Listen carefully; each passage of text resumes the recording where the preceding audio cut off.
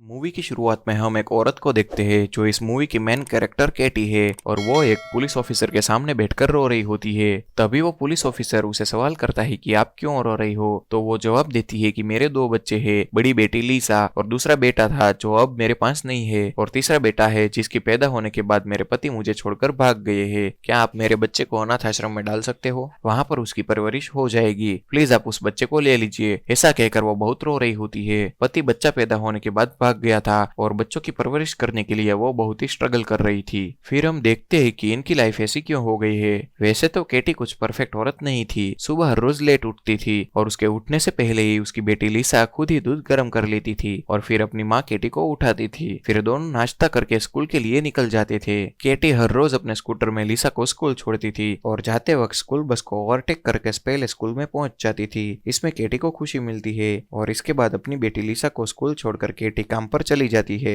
तभी हम देखते हैं कि काम करने की जगह पर एक आदमी केटी को घूर रहा होता है और केटी भी उसको घूरती रहती है और देखते ही देखते दोनों में प्यार हो जाता है। केटी जब सिगरेट पी रही होती है तब वो आदमी उसके पास जाकर सिगरेट मांगता है और उससे बात करने लगता है। अब ऐसे ही बातें करते हुए केटी काम पर लेट हो जाती है और टीम का लीडर केटी पर गुस्सा होता है कि तुम इतनी देर कहाँ थी, और कहता है कि जल्दी जल्दी अपना काम करो। इतने में केटी बेहोश हो जाती है और इसी चक्कर में वो अपनी बेटी को 5 बजे पिक करने की बजाय रात को 10 बजे पिक करती है और 5 घंटे से उसकी बेटी लिसा उसका वेट कर रही होती है। इसलिए केटी परफेक्ट माँ नहीं थी। फिर रात को घर वापस आकर हमेशा की तरह उसका रूटीन वर्क ही होता है, जो स्कूल में लिसा को ड्रॉप करना, काम पर जाना और फिर काम पर उस आदमी के साथ बातचीत करना, और हमेशा के लिए यही चलता रहता है। फिर पता चलता है कि उस आदमी का नाम पेको है और पेको केटी से अच्छी तरह से बात करता है और उसी रात केटी को डेट पर जाने के लिए कहता है। फिर केटी लिसा को घर पर छोड़कर पेको के साथ डेट पर चली जाती है और उसके बाद वो पेको का भरोसा करके उसे घर पर ले आती है। अब दूसरे दिन सुबह दोनों डाइनिंग टेबल पर खाना खा रहे होते हैं। लिसा उसे देखकर पूछती है कि ये कौन बैठा है और उसे देख के वो वहां से भाग जाती है।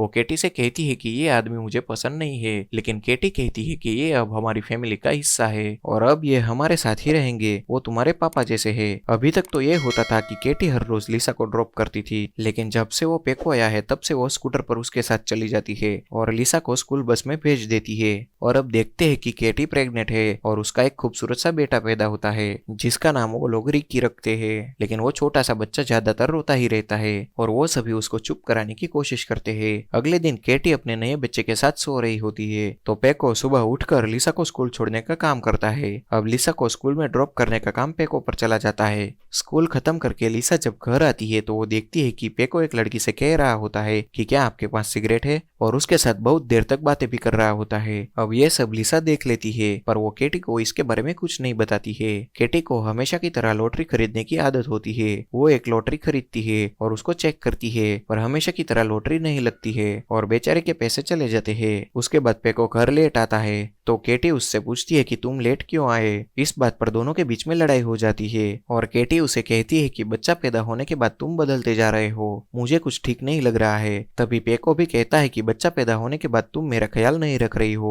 पेको का इतना कहने के बाद दोनों गले लग जाते हैं। अगली सुबह केटी पेको से कहती है कि मैं आज काम पर जाती हूँ, तुम आज बच्चे को देख लो, और ये कहकर वो काम पर चली जाती है। फिर पेको बच्चों का ख्याल कुछ इस तरह से रखता है कि वो पहले से रखे हुए दूध में थोड़ा गर्म पानी मिलाकर उसको पिलाता है और वो दूध पीकर बच्चा थोड़ी देर के लिए चुप हो जाता है और थोड़ी देर के बाद वो बच्चा पोटी कर देता है तो उसको साफ करने के लिए वो बच्चे को उलट पुलट कर देता है और बच्चा रोता ही रहता है। फिर शाम को जब केटी काम खत्म करके घर आती है तो वो देखती है कि पेको बच्चे को गोद में लेकर सो गया है और उसके बाद केटी बच्चे को लेकर पेको से कहती है कि कोई बात नहीं, मैं इसकी ड्रेस बदल देती हूँ। और जब वो ड्रेस बदलती है तो वो देखती है कि बच्चे की पीठ पर चोट का निशान है और ये देखकर वो बिल्कुल शॉक हो जाती है। केटी पेको से पूछती है कि क्या तुमने बच्चे को नीचे गिरा दिया था, पर पेको कहता है कि नहीं, ऐसा तो कुछ भी नहीं हुआ है। फिर केटी बोलती है कि सच बताओ। फिर पेको बोलता है कि नहीं, मुझे नहीं पता, तुम मुझ पे फालतू का शक क्यों कर रही हो। फिर देखते हैं कि दूसरे दिन जब केटी काम से वापस लौट कर आती है तो बच्चे की पीठ पर निशान एक जगह की वजह 2 जगह होते हैं और ये देखकर उसको बहुत ही डर लगता है और केटी सोचती है कि ये पेको ही कुछ कर रहा है और ये सोचकर वो पेको से पूछती है कि क्या तुम्हें ये बच्चा पसंद नहीं है या फिर तुमने इसको जानबूझकर नीचे गिरा दिया था,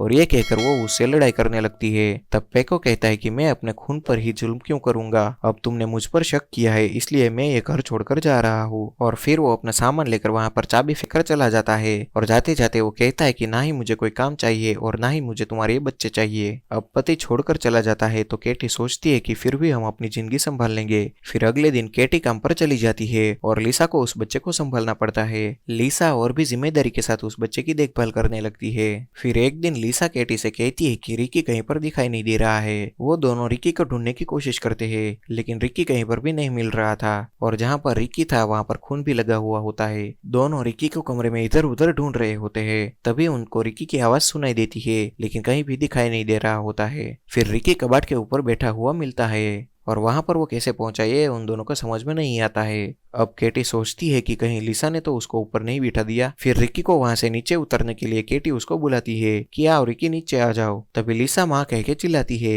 उतने में ही केटी रिकी को छोड़ देती है और वो नीचे गिर जाती है। वो दोनों डर जाती है कि क्या हुआ और दोनों सरप्राइज हो जाते हैं जब वो रिकी की पीठ के ऊपर पंख जैसा कुछ निकला हुआ देखते हैं। उन्हें ये बहुत अजीब सा लगता है। फिर वो रिकी को बांध देते हैं। उसके बाद केटी लिसा को कहती है कि तुम्हारा छोटा भाई रिकी बहुत ही अलग है, तुम ये बात किसी से नहीं कहना। अब रिकी अपनी बड़ी बहन लिसा के रूम में ही रहता है और उसकी पूरी देखभाल लिसा करती है। ऐसे ही दिन गुजरते हैं और रिकी थोड़ा थोड़ा बड़ा हो रहा होता है और साथ में उसके पंख भी बड़े होते हैं। केटी उसका एक पंख नापती है और एक ही हफ्ते में करीबन 6 से 7 सेंटीमीटर तक उसके पंख बड़े हो जाते हैं और अब ऐसे ही हफ्ते दर हफ्ते उसके पंख बड़े हो जाते हैं। इसलिए रिकी पर कोई भी ड्रेस सेट नहीं होता था और जो भी ड्रेस उसके लिए लेते थे उसके पंख उसके ड्रेस को फाड़ देते थे। फिर देखते हैं कि रिकी धीरे धीरे उड़ रहा होता है। ये देखकर केटी बहुत ही खुश हो जाती है। फिर भी इतनी छोटी सी उम्र में रिकी बहुत ही उड़ने की कोशिश करता है और ऐसे ही दिन बीतते जाते हैं और जैसे ही दिन गुजरते हैं वैसे ही रिकी के साथ उसके पंख भी बड़े होते जाते हैं। अब रिकी के पंख बिल्कुल पक्षियों के पंख की तरह दिखाई देते हैं और अब वो एक वंडर बेबी की तरह हो जाता है, जिससे केटी और लिसा की लाइफ बदल जाती है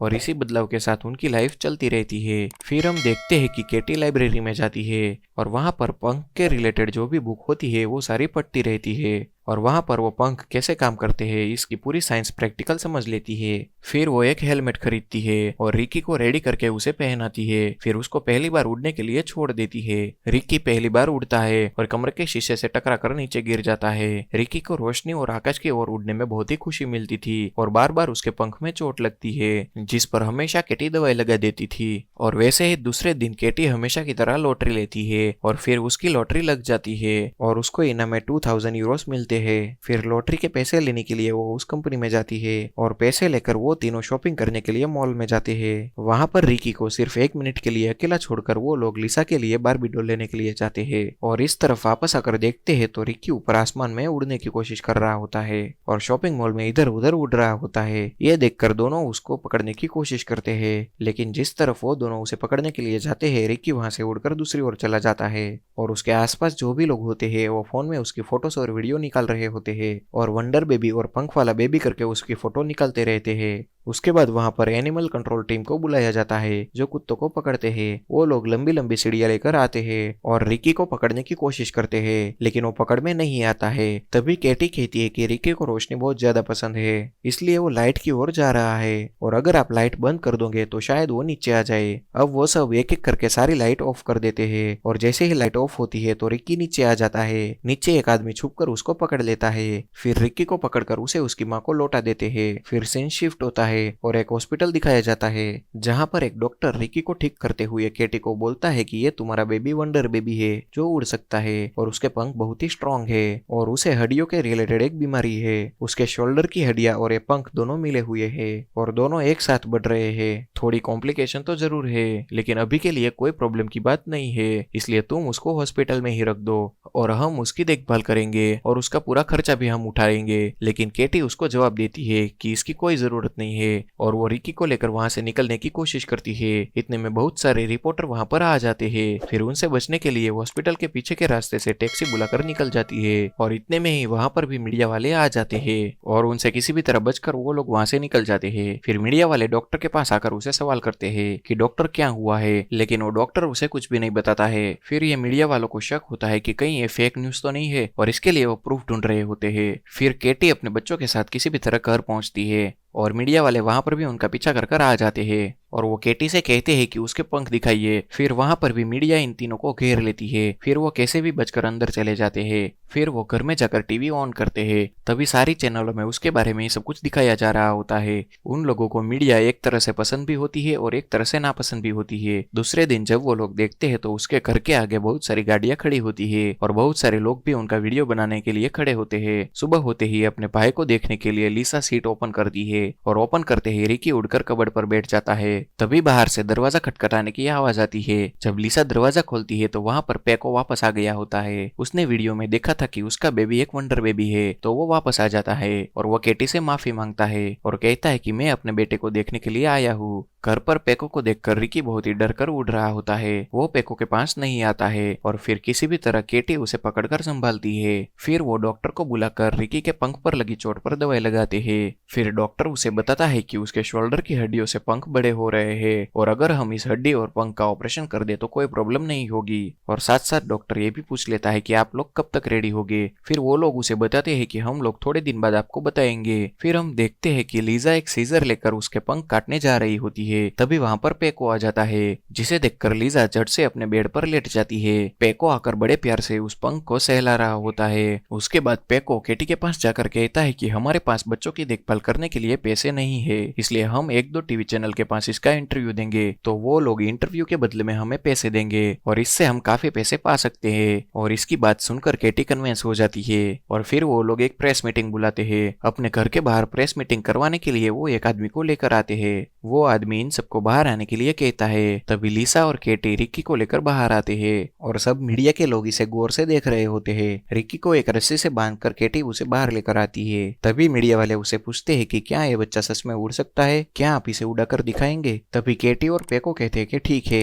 ऐसे कहकर वो उसे उड़ाते हैं तो रिक्की बहुत ही खुशी के साथ उड़ने लगता है। सब लोग उसे बहुत ही आश्चर्य के साथ देख रहे होते हैं क्योंकि उन सब ने आज तक ऐसा कुछ नहीं देखा था। रिक्की ऊपर ऊपर उड़ रहा होता है और उसे देखते ही देखते केटी के हाथ से रस्सी छूट जाती है। रस्सी को छूटी हुई देखकर रिकी खुशी से और आगे उड़ने लगता है और वो उड़ता हुआ पास वाले जंगल में चला जाता है। थोड़ी देर पहले इनके पीछे भागने वाले मीडिया वाले लोग रिकी के उड़ जाने के बाद वहां से वापस चले जाते हैं। रिकी के चले जाने से केटी बहुत रोने लगती है और बहुत ही दुखी हो जाती है और सोच रही होती है कि मुझे रस्सी नहीं छोड़नी चाहिए थी। और यह सोचकर वो बहुत ही परेशान हो जाती है और कहती है कि पैसों की ख्वाहिश में मैंने अपना बच्चा खो दिया। वो लोग उस रात वहीं पर बैठकर उसका इंतजार करते हैं, लेकिन वहां पर रिकी वापस नहीं आता है और बात कर रहे होते हैं कि अब सब कुछ खत्म हो गया है। पेको वहां पर आए डॉक्टर से कहता है कि अगर ऐसा ही चलता रहा तो मेरा परिवार खत्म हो जाएगा। उसके रिप्लाई में वो डॉक्टर उसे कहता है कि जब तक तुम यहाँ पर हो ये परिवार कभी खत्म नहीं हो सकता है और अगर तुम चाहो तो तुम और एक बच्चा पैदा कर सकते हो। फिर ये कहकर वो डॉक्टर वहां से चला जाता है। उसके बाद वो लोग रिकी के गुमशुदा होने के पोस्टर चारों ओर लगवा देते हैं और लोगों को कहकर रिकी को ढूंढने की कोशिश करते हैं, लेकिन फिर भी रिकी नहीं मिलता है।